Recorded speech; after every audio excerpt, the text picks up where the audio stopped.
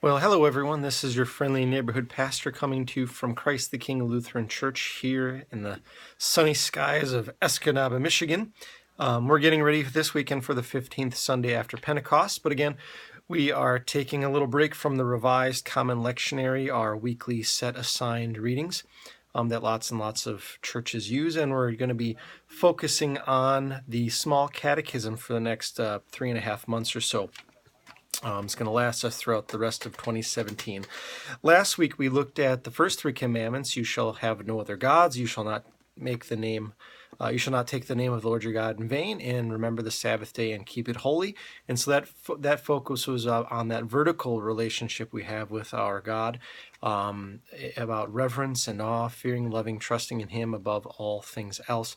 And so now we move to that horizontal relationship with how we love other people, and that love begins with right at home. It starts right at home with honoring father and mother. And certainly that love of God and our love for others are deeply connected. As Jesus himself said, the commandments can be summed up. Love the Lord your God with all your heart, mind, and soul, and love your neighbor as yourself. And as Paul says in Romans 13, love does no wrong to the neighbor. It's a summary of God's laws. So we go to this important commandment of honoring father and mother. And so let me just read it for you in its entirety. What is the fourth commandment from Exodus, chapter 20, verse 12? You shall honor your father and mother so that your days may be long in the land that I am giving you. So this commandment focuses right at the center of where faith formation and upbringing and all training in righteousness, that happens primarily at home, that the battle is won or lost for the faith at home. And so this commandment is certainly about children honoring their parents as they get older, but it's also important about it also focuses on how the responsibility and the role that the parents have as faith formation leaders for their children. Why do children honor their father and mother? Because their father and mother honored God and reflected God in that relationship to their children, that they were, in a sense, representing God to their kids in teaching them the ways of God and what God expects, but also what God has done for them. So that commandment goes both ways, towards the parents, but also towards the children. Certainly in the original context, it was more about adult children, honoring their parents in their older age, whether they have health issues or mental issues, doesn't matter. We are called to honor those people who gave us life, because it is through them that God gave us life, that our parents are the channels by which we received life from God himself. So we honor father and mother for that, but also because they reflect God's ways to us. So a number of different things that come to mind in this commandment is number one, how important it is that we honor those people in our lives, not only our parents, but also other people in positions of authority, because God gives us these positions of authority to help guide and guard and preserve and protect order in this world, that God is a God of order.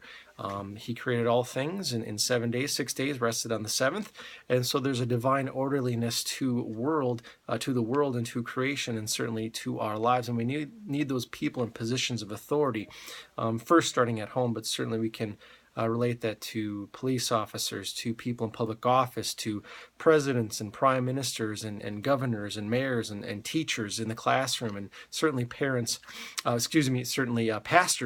in the household of God, in the church, instilling the knowledge of God to the people under their call. So that's something important. Not only is this commandment about parents, but also about other people in authority.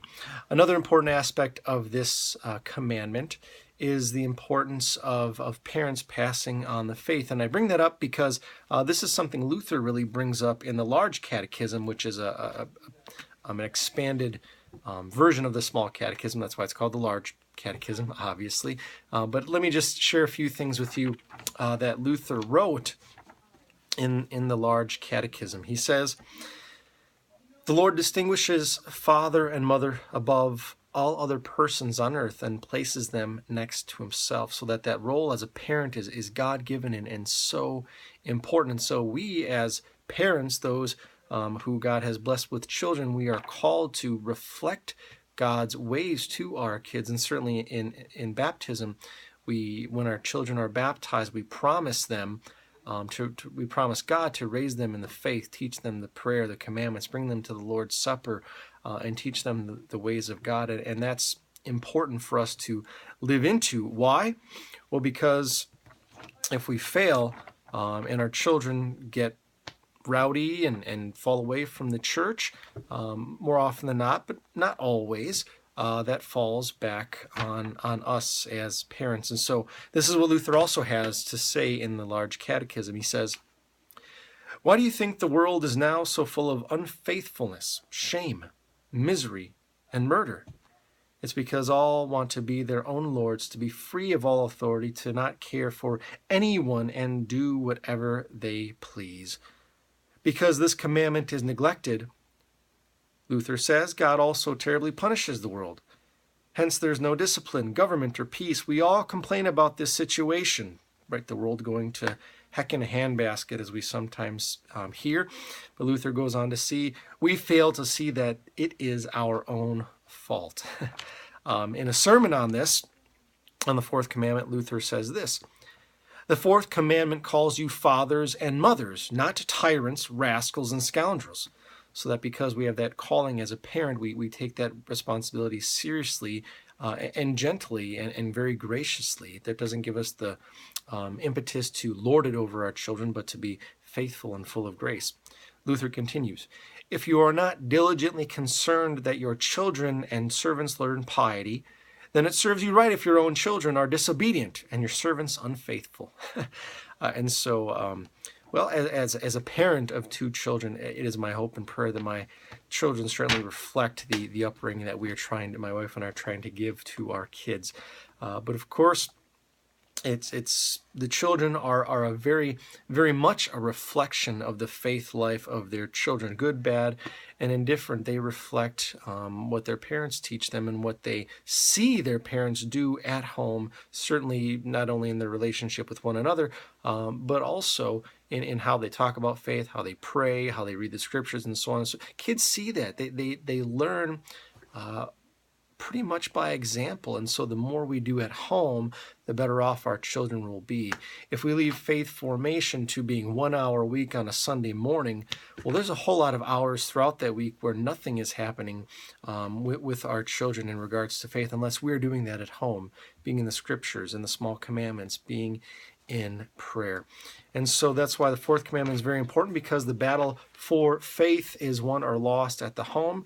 And so we give thanks to God for that calling to be parents. We give thanks to God for the gift of children, and we give thanks to God for this commandment, which lifts up the importance of parents. It lifts up the importance of certainly children and learning and growing in faith. It lifts up the importance of authority. And so lots of different things going on there, but those are just some chief directions that I might be going for this weekend. So may God bless you as you dive into these commandments and dive into the small catechism throughout the rest of this year of 2017. So God bless. Take care. We'll talk to you next time. Bye.